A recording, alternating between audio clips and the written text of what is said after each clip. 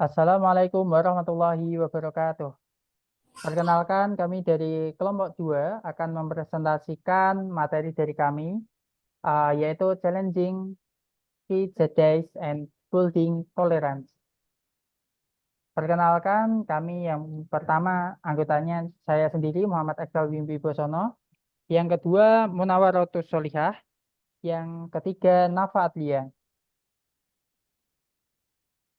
Latar belakang dari materi ini yaitu manusia telah menjadi semakin tidak ramah terhadap mereka yang berbeda dalam hal ras, etnis, agama, jenis kelamin, gender, dan lainnya.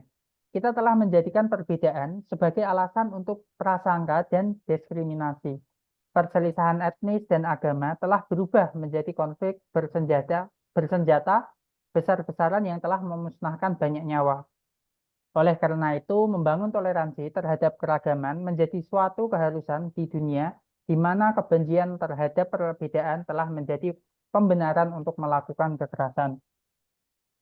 Dari latar belakang tersebut, kami mencari teori-teori tentang prasangka. Yang pertama dari Altemeyer tahun 1981 yang menyebutkan bahwa teori yang kuat mengenai penyebab prasangka itu adalah teori pembelajaran sosial. Lalu dari Bethlehem tahun 1985, prasangka diwariskan begitu saja, terkadang secara turun-temurun dan diperkuat di berbagai institusi termasuk keluarga, sekolah, dan media. Prasangka dikatakan berasal dari ketidaktahuan atau kurangnya informasi. Lalu yang ketiga, teori identitas sosial dari Tajfel dan Turner tahun 1979 yang menyebutkan prasangka juga dapat disebabkan oleh kecenderungan seseorang untuk menganggap tinggi diri sendiri, kelompok, yang mengakibatkan penghinaan terhadap atribut-atribut orang di luar kelompoknya. Lalu selanjutnya ada jenis-jenis prasangka.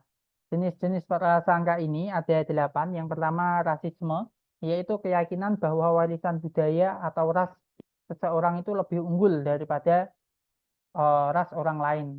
Seperti itu.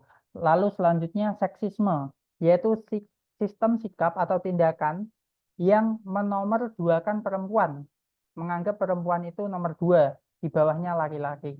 Yang ketiga, heteroseksisme, yaitu sikap negatif terhadap lesbi dan gay. Yang keempat, klasisme, yaitu menjauhkan diri dari yang menganggap orang miskin sebagai yang lain. Lalu yang kelima ada linguisisme, yaitu sikap negatif yang dimiliki oleh anggota kelompok bahasa dominan terhadap kelompok bahasa yang tidak dominan. Lalu ada ageism, yaitu sikap negatif yang ditujukan kepada kaum muda atau orang tua.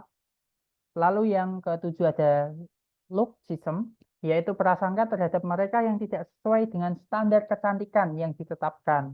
Nah, ini yang sering kita lihat juga ya di kehidupan sosial kita. Dan juga yang terakhir intoleransi dalam beragama, yaitu prasangka terhadap mereka yang menganut agama selain agama sendiri. Nah, ini bahkan ada eh, sampai konflik antar beragama di Sulawesi itu kemarin sempat gencar seperti itu. Lalu harus adanya pendidikan untuk toleransi. Nah, prasangka yang berasal dari prasangka tadi, prasangka dapat ditantang dengan mengajarkan toleransi. Toleransi adalah rasa hormat, penerimaan, dan penghargaan terhadap keanekaragaman budaya dan berbagai bentuk ekspresi manusia. Ini definisi dari UNESCO tahun 1995. Hal ini merupakan dasar dari demokrasi dan hak asasi manusia. Pendidikan toleransi bertujuan untuk melawan pengaruh yang mengarah pada rasa takut, kebencian, dan pengucilan terhadap orang lain. Toleransi mengakui bahwa orang lain memiliki hak untuk menjadi diri mereka sendiri. Lalu selanjutnya akan dilanjutkan oleh teman saya. Selanjutnya, ini ada stigma dari masyarakat untuk kelompok orang yang pertama, mereka yang tidak dapat berbicara bahasa Inggris dengan baik. Mereka dianggap lambat, bodoh, dan sebagai aktivis. Selanjutnya yang kedua, itu kelompok orang yang eh, memiliki berat badan yang tidak sesuai. Itu akan dianggap seperti babi, jelek, dan tidak memiliki kehidupan cinta. Selanjutnya yang ketiga, mereka yang terlalu pintar itu dianggap ketinggalan zaman, tidak punya teman, lalu merendahkan. Selanjutnya, mereka yang sangat tampan itu akan dianggap seperti gay, sombong, lalu lambat, dan genit. Oke, selanjutnya itu kelompok orang yang berasal dari daerah atau provinsi yang jauh. Itu akan dianggap tidak modern, tidak beradab, pembantu rumah tangga, bodoh, seperti itu. Selanjutnya, mereka yang berkulit putih akan diberikan prasangka sombong, kaya, merendahkan diri. Lalu ada mereka yang berkulit gelap akan dianggap jelek, kambing hitam, tidak bisa dipercaya, dan bisa pencuri. Selanjutnya, mereka yang kaya akan dianggap seperti merendahkan, sombong, bekerja untuk pemerintah, kikir, menekan, dan pemilih. Lalu untuk kelompok orang yang Muslim, itu akan dianggap seperti gila perang, berandalan, lalu agresif atau fanatik. Selanjutnya, kelompok lansia itu dianggap sebagai kolot, tidak berguna, dan keras. Lalu anak-anak atau remaja itu dianggap keras kepala, tidak bertanggung jawab, bandel, tidak tahu apa-apa, berani, dan kasar. Lalu kelompok orang pria itu dianggap sombong, perayu wanita, penjudi, maniak, gila perang, malas, lalu ada agresif.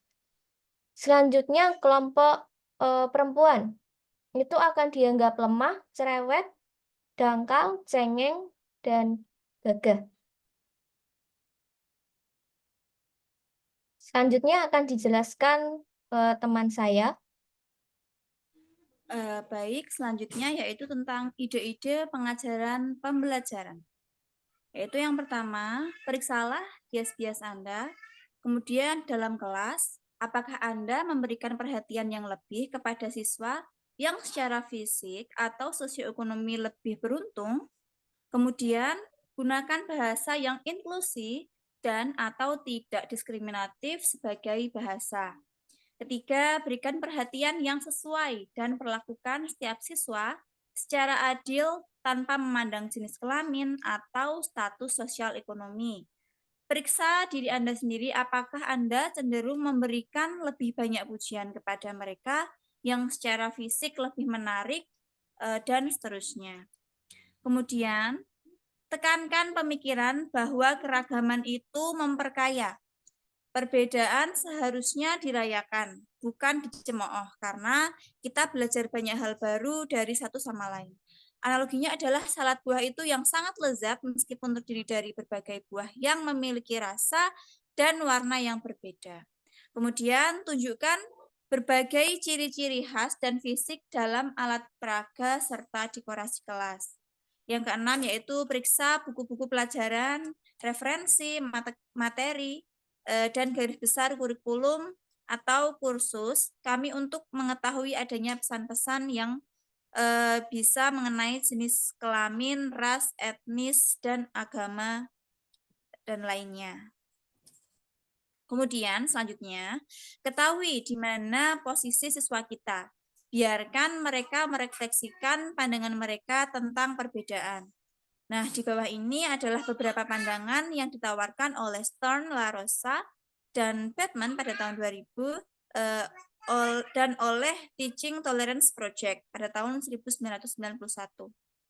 Mintalah siswa Anda untuk menuliskan pemikiran mereka setelah setiap pernyataan, yaitu tidaklah adil untuk membentuk opini hanya berdasarkan apa yang kita lihat. Warna kulit seseorang tidak ada hubungannya dengan apa yang ada di dalam hatinya. Kemudian, tidak masalah untuk berteman berdasarkan standar yang sah, tetapi tidak berdasarkan karakteristik yang tidak dapat dikontrol oleh seseorang. Dapatkah seseorang mengubah warna kulitnya? Apakah tekstur rambut, misalnya, ada hubungannya dengan menjadi teman yang baik? Penting untuk melihat orang sebagai individu dan bukan sebagai anggota kelompok yang menyinggung perasaan.